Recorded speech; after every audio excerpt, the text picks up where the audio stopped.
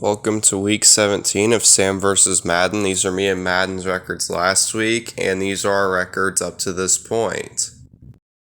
Alright, so for our Thursday night game, it's going to be between the Cowboys and the Titans. December 29th, 2022 is the date of this. I think the Cowboys will win this game 38-21. And so now we're going to see what Madden thinks will be the score.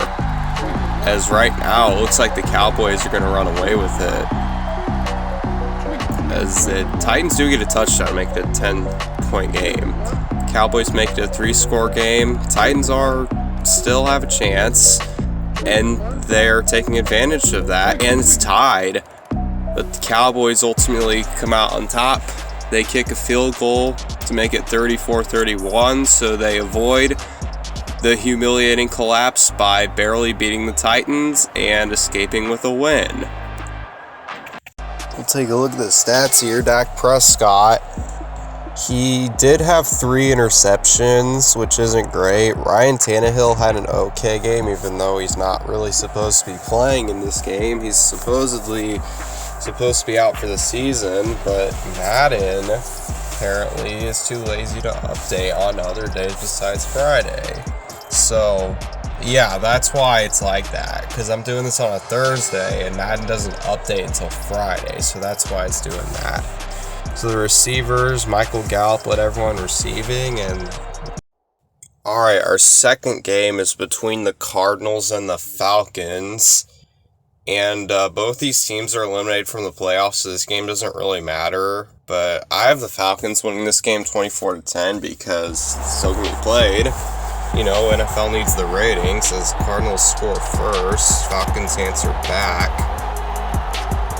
As Kyler Murray's not even going to be in this game because he tore his ACL a couple weeks back, so the Cardinals don't really have one of their most important players on the field, and it shows as the Falcons dominate this game pretty easily, as they take this one 38-14, as Desmond Ridder gets his first NFL career win. As passing the ball, Colt McCoy and Desmond Ridder both had pretty solid days. Neither had a pick, and both had a pair of touchdowns. And rushing the ball, Cordell Patterson led everyone in rushing, and receiving, Marquise Brown led everyone with 114 receiving yards. Greg Dortch behind him, Anthony Firkser behind him, Lamai Zaccheaus behind him, and DeAndre Hopkins behind him.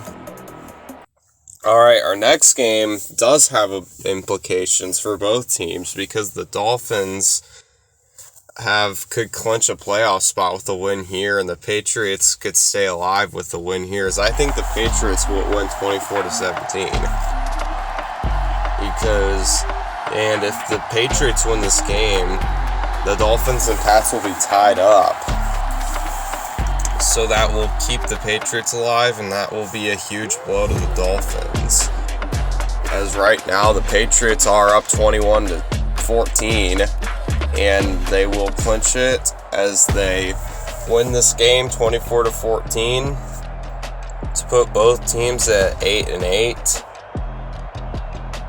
And the Patriots won. As passing the ball, Mac Jones had a touchdown and a pick. Tua, who might not play in this game, there's questions surrounding whether or not he plays, had 2 touchdowns and 2 picks. As rushing the ball, no one really rushed the ball very effectively in this game, but receiving, Devontae Parker and Cedric Wilson Jr. both had over 100 receiving yards. Tyreek Hill, Ramondre Stevenson having solid games. And those were the stats in that game. Alright, our next game is between the Saints and the Eagles. And if the Eagles win this game, they clinch the number 1 seed. And if the Saints win this game, they stay alive for the division, depending on what else happens. But a win here would help the Saints, assuming that everything they need to happen happens. And, those are what is at stake for both teams in this game. As right now, the Eagles are up by 25.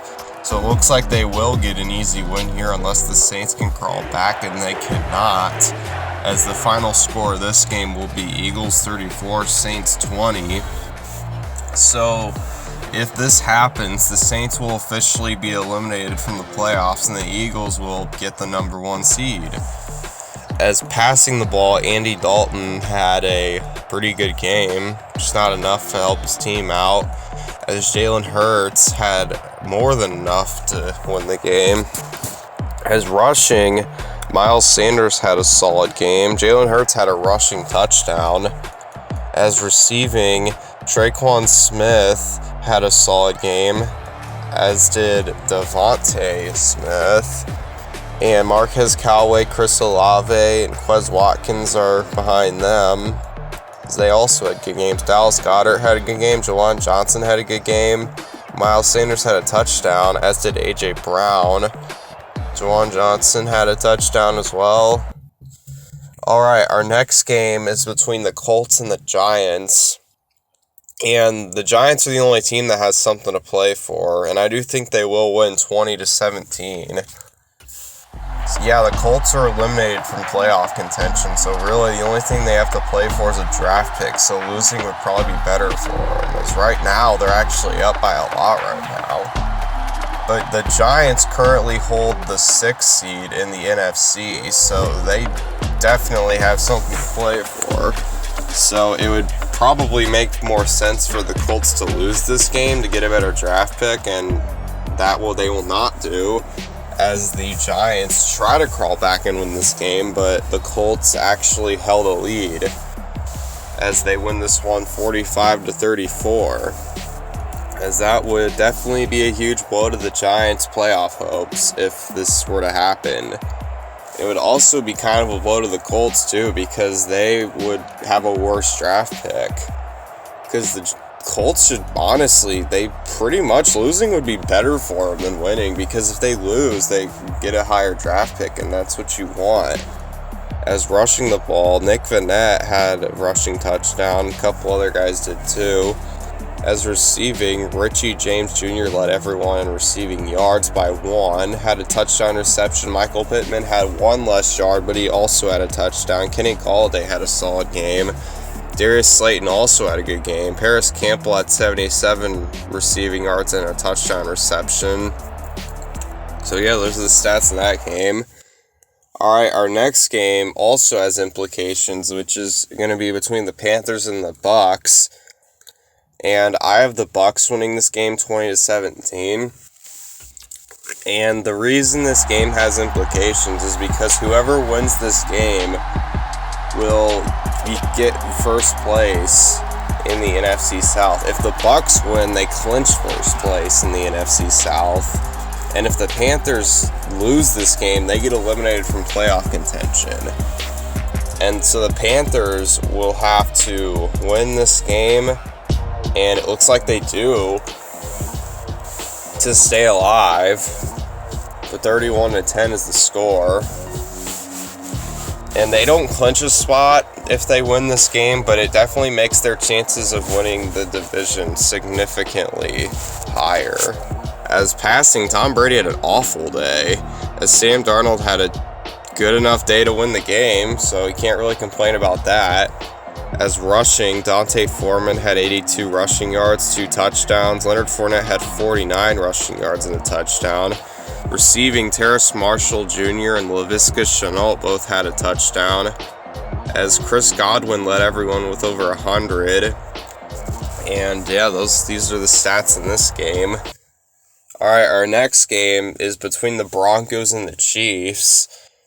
And the Chiefs, I think they'll win 35-21, as they have a 1 seed to play for. So, of course, they're going to try their best to bring their A game. As the Broncos, they truly have nothing to play for, because they don't have a first-round pick. So even if they lose this game, it's not like they're going to have a first-round pick or anything. So they're just playing for pride, as the Chiefs need to do their best to try and keep pace with the Bills, and that they will, as they win this game 38-17, which isn't really that surprising here, as they had a seed to play for. Broncos had nothing to play for. As passing the ball, Patrick Mahomes did his usual thing. Russell Wilson, unfortunately, did his usual thing with 2 picks. As rushing, no one really ran the ball effectively, which is not really surprising considering who the team we're playing is. As receiving, Travis Kelce had 2 touchdowns, Juju had a touchdown, Courtland Sutton had a touchdown, Jerick McKinnon had a touchdown, one of the weirdest fashions ever. He had 3 receptions for -1 yards, and he somehow got a touchdown. That's so weird. As MVS had a touchdown, Latavius Murray had a touchdown. So yeah, a lot of touchdowns in this game. So yeah, those are the stats in this game.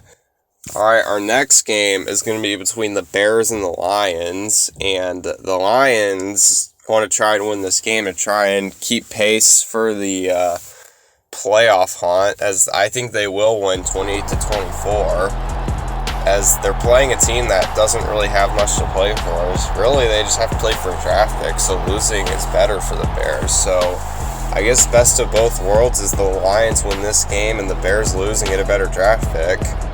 As right now, the Bears are trying to come back, but the Lions make it a 10-point game again, and they will win. So I guess this is the best possible result for both teams, because the Lions stay in the playoff picture and the Bears keep pace for the number 2 overall pick. As we'll take a look at the stats here, Jared Goff and Justin Fields both had pretty solid games. Jared Goff did have a pick, though, but they still won, so I guess Dan Campbell won't be too mad about that. As rushing the ball, Jamal Williams had 2 rushing touchdowns. David Montgomery also had a rushing touchdown. He had over 100 rushing yards, too. He had a really good game. As receiving, Shane Zylstra led everyone in receiving yards. I've really never heard of that guy.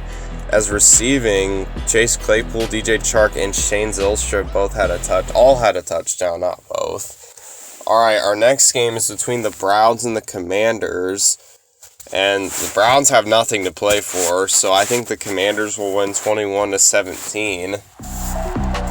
As currently the Commanders have the 7th seed in the NFC, so they want to try their best to keep pace with all the other NFC teams, as the Browns, they're eliminated from the playoffs, and they also don't have a first-round pick, so they truly have nothing to play for. They're like the Broncos. As right now, they are winning this game, so I guess they're trying to play spoiler, and that they will, as they win this game 27-16. Doesn't really help them out much, but also it does kind of hurt the Commanders' chances of making the playoffs. As we look at the stats here, passing the ball, Deshaun Watson had a really good day. Carson Wentz not so much, as he had a pick and didn't really do that much. As rushing the ball, Nick Chubb had a touchdown. Receiving the ball, there were 4 players that got in the end zone. David Bell, oh my gosh, he's a rookie. He had a really good game. As David Njoku had a good game as well. As right now, we will hop into our next game, which will be between the Jags and the Texans. As this game truly won't matter at all for any team, because as I think the Jags are going to win this game 35-17. But the reason this game doesn't matter is because regardless of what happens in this game, the Jags will still have Week 18. That's going to be the game that decides if they make the playoffs or not, is Week 18. And this game, no matter what happens, is not going to matter, as the Texans are getting dominated right now. It actually will matter for them, though, the Texans, because they're playing for that number 1 overall pick, and them losing, which they do here, would help them out in that regard, as they lose in pretty humiliating fashion, 37-10. And we'll look at the stats here. Trevor had a good game, and Davis Mills also. He had 2 picks, though, so he didn't have a great game. But yeah, it's such a weird scenario, because even if the Jags lost, it still wouldn't matter, because Week 18 is what would really decide who would win the AFC South, because it's between the Jags and the Titans, and that Week 18 game is going to be huge. As receiving, These are the stats for receiving. Chris Moore led all the receivers in receiving yards, and these are the stats in this game. Alright, our first 4 o'clock game is going to be between the 49ers and the Raiders, and both teams technically could still make the playoffs. 49ers have technically clinched the NFC West, and I think they will win 42-14. And the Raiders, they're 6-9, but they still technically could make the playoffs if things go their way, but they'd have to win out and have things happen. 49ers trying to play for the 1 seed. If they can win out, they might get the 1 seed. As right now, it's looking good as they win this game, 27-20. The Raiders benched Derek Carr for the rest of the season, and Brock Purdy leading his team to a very good consecutive victory. Is Derek Carr, who isn't even supposed to be playing this game. He got benched for Jarrett Stidham, and he left the team for the rest of the season to not be a distraction. So he's not even supposed to be in this game, but I guess it doesn't really matter because the 49ers still won. I don't think having Jarrett Stidham would have been much better than Derek Carr, as we'll flip through the stats here if you wanted to look at those. As no one really dominated the receiving game. Devontae Adams had an okay game, but that was it.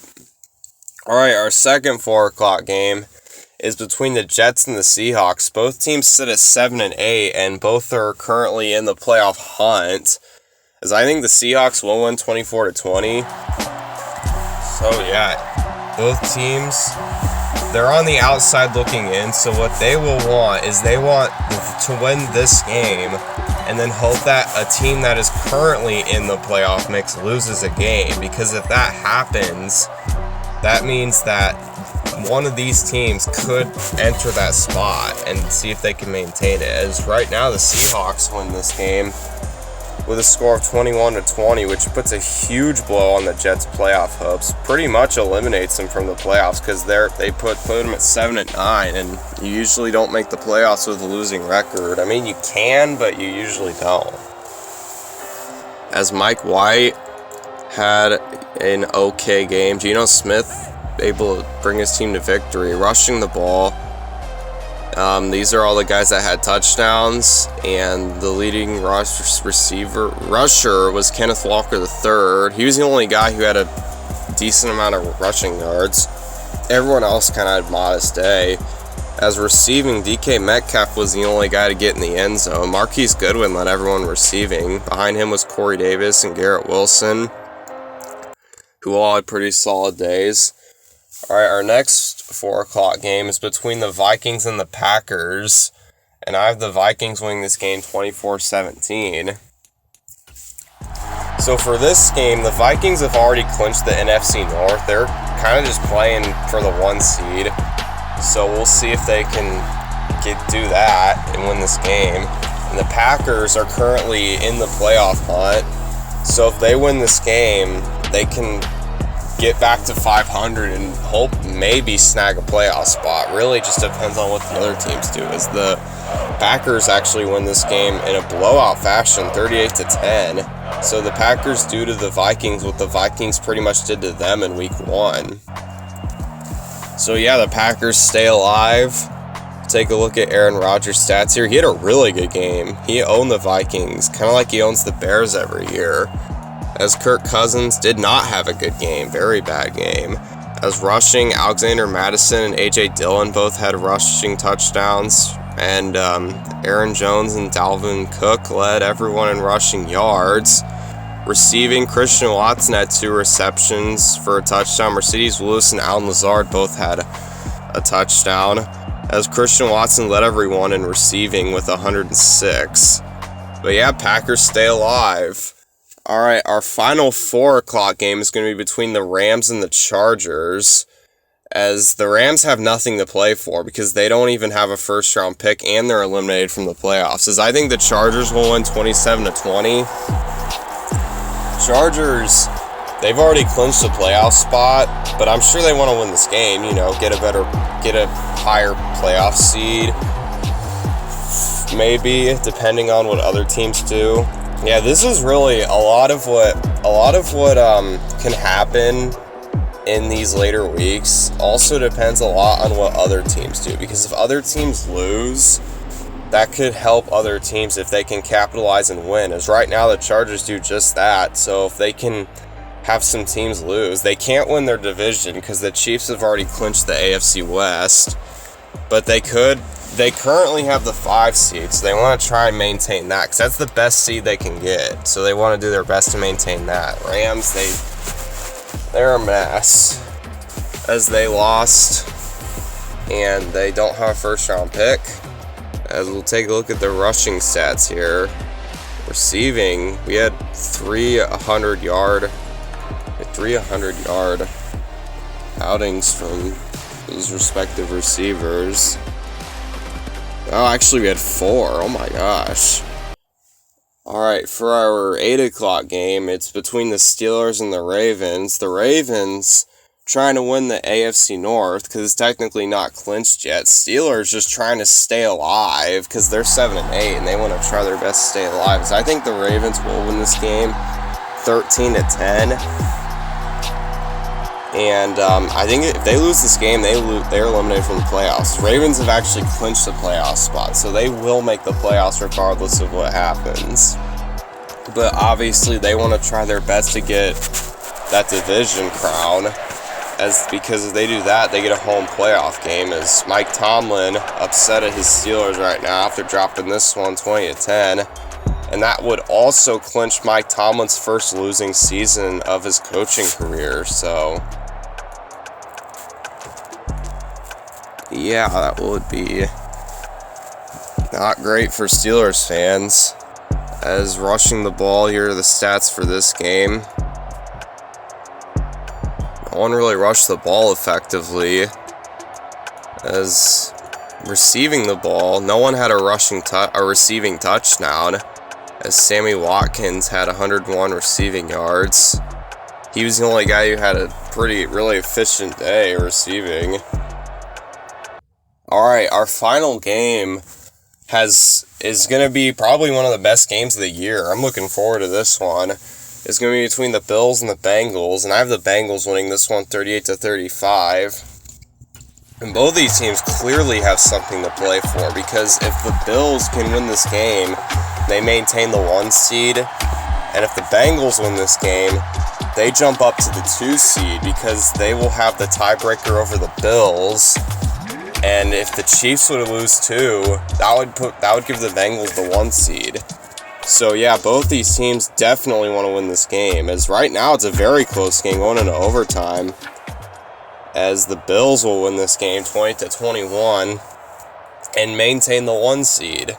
And if the Bills were to win this game and the Chiefs were to lose to the Broncos, not that that would happen, but if that were to happen, the Bills would clinch the 1 seed.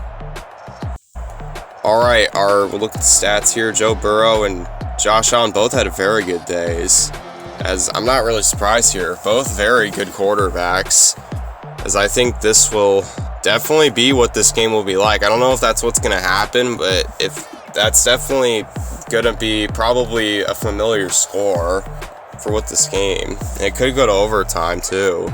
As looking at the stats here, a lot of guys had receiving touchdowns. My goodness.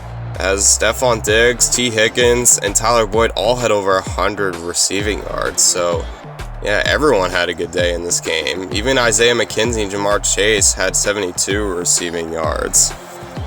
But yeah, that's all I have for this video. Thank you so much for watching this video. If you did, let me know what your score predictions are, or if you have any feedback, anything I can improve on, let me know in the comments. But yeah, I've had fun doing this series. This will be the second to last episode of this series, and this will be my final video of 2022. So, Happy New Year, and I will see you next time. Peace out.